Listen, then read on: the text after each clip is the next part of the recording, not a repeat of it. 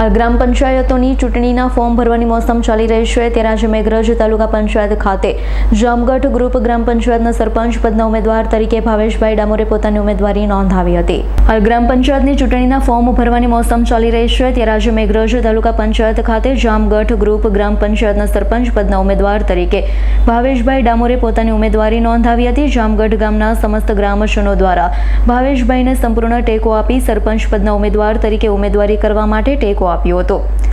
ભાવેશભાઈ ડામોરે જણાવ્યું હતું કે ગામ લોકો દ્વારા તેમના પર વિશ્વાસ મૂકી ઉમેદવારી કરાવવા માટે જે સમર્થન આપ્યું છે તે સમર્થન પર તેઓ ખરા ઉતરશે અને તમામ સમાજના લોકોની સાથે ખભેથી ખભો મિલાવી કામ કરશે તેવું તેમણે જણાવ્યું હતું।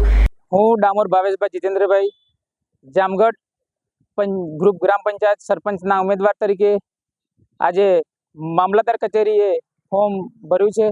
મારા માતૃશ્રી છેલ્લા 10 વર્ષથી જામગઢ ગ્રુપ ગ્રામ પંચાયતની સેવા આપી રહ્યા હતા, જ્યારે અત્યારે ફરીથી મારા મતદાર ભાઈઓ બહેનો નવયુવાન સાથી મિત્રો તમામે મને સાથ સહકારથી ફરીથી ઉમેદવારી મેં નોંધાવી છે।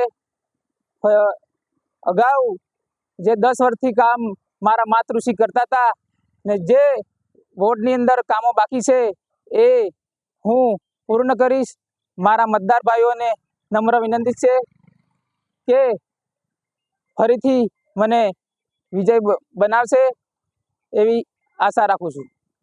જયદીપ ભાટિયાનો રિપોર્ટ S9 ન્યૂઝ અરવલ્લી।